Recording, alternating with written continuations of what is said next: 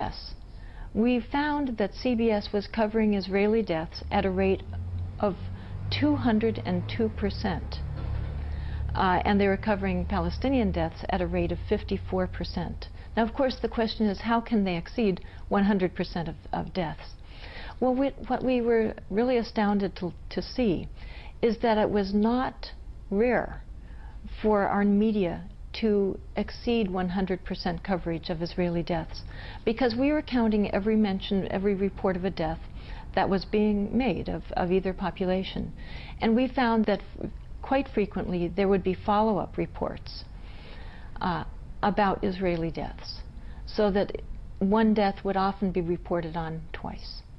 So it's this kind of disparity that we discovered.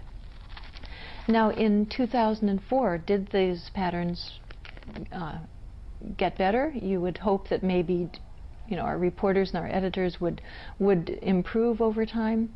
And we found that was not the case. We found that basically they held the same. And in fact, in a number of cases, the distortion that we found in the first year had grown even greater. We saw that ABC, for example, reported on 157% of Israeli deaths, and at the same time they reported on 39% of Palestinian deaths. In other words, a disparity of 4 to 1. We noticed that with CBS, the ratio of differential between reporting on the two populations was also about 4 to 1. They had reported on Israeli deaths 3.8 times greater. And we found that NBC was actually worse than those two. It had reported Israeli deaths at a rate 4.4 times greater. These are enormous differences. We have to be careful not to sort of say, oh, that's not bad, it's only 3 times greater. Some variation is certainly allowable. It's difficult to gather all the deaths and to do a perfect job. Certainly none of us should expect or ask for perfection from our media. But when you have distortion that's over 2 times greater, that's a major factor, and we're seeing it 3 and 4 times greater. Now, what's even more troubling is when you look at how children's deaths are being covered, because children's deaths, of course, are especially tragic to so many of us. Almost everyone throughout the world feels that children are illegitimate targets of strife.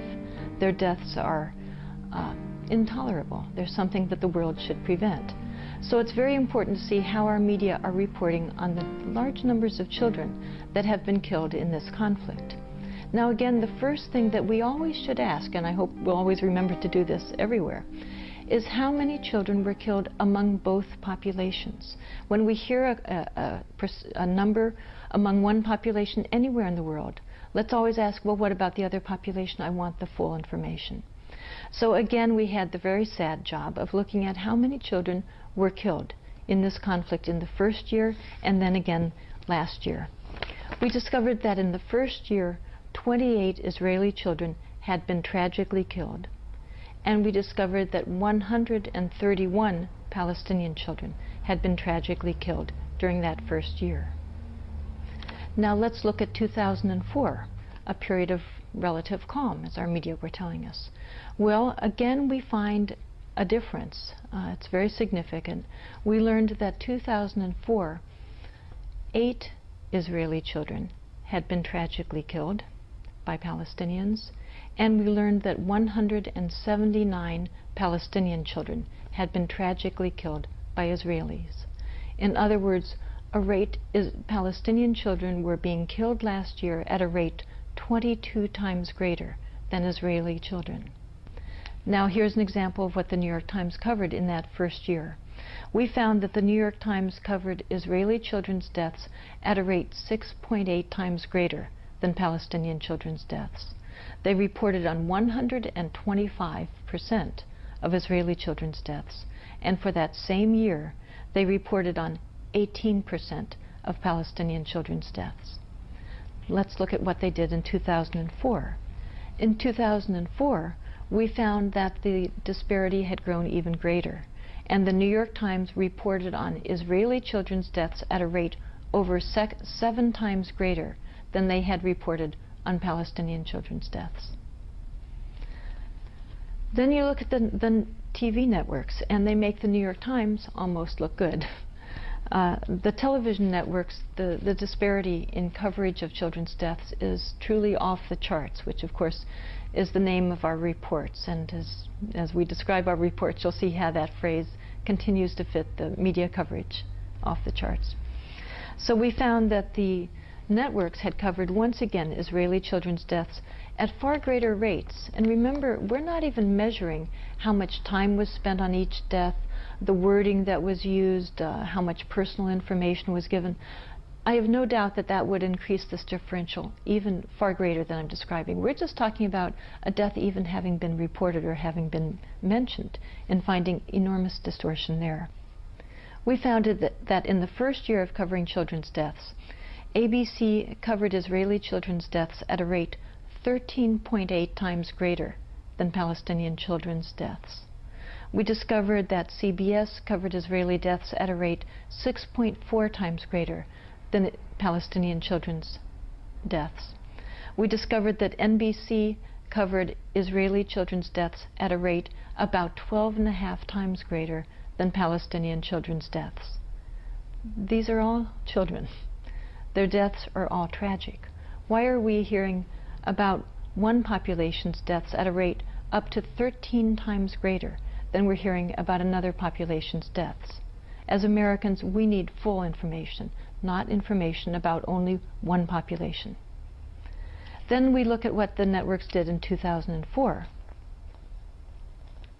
In 2004, we found that again this immense distortion was going on. We discovered that ABC covered Israeli children's deaths at a rate 9 times greater, CBS covered Israeli children's deaths at a rate almost 13 times greater, and NBC covered Israeli children's deaths at a rate approximately 10 times greater. Once again, a huge differential based on ethnicity in the reporting that we're getting from our media. Another way of looking at these deaths is in the following charts, where we show on one side the Israeli column is in blue, and you'll see that the top half of the column is a different shade of blue. Those are the repetitions of deaths that were reported in our media, where that makes the blue column, which is the Israeli death column, look significantly higher than the amount of death that was actually going on the ground. Then you compare that to the red column, the Palestinian column, and you'll notice that the top half, far more than half, I'm afraid, of that column is a vast empty column of Palestinian deaths that were never even reported once, making the Palestinian death column look far smaller than it was in reality. Now, of course, though, that empty column is full of tragedy. Every one of those children or men or women, whoever was killed, is still being mourned by their families. And yet their deaths were invisible to the American population, whose tax money Israel is using. That's why we have to know these facts. Another very revealing way of looking at these deaths is to chart them chronologically. In the following chart, the first line that you'll see is how the New York Times reported the deaths, the Israeli deaths. Now, in the next line, we'll show you the number of Israeli deaths that had actually occurred during that first year. Now, the next line will show how Palestinian deaths were reported in that first year. And the final line will be the number of Palestinian deaths that actually had occurred during that year. As you'll see, in time after time after time, the curves all follow the Israeli death rate, rather than the Palestinian reported deaths following their own death rate. This is startling to me, and I suspect will be startling to many people. Now, I'd like to just mention a few other studies, in addition to these major media that I've just described. Many people perhaps listen to NPR, to National Public Radio, and consider them considerably better. In fact, a number of years ago,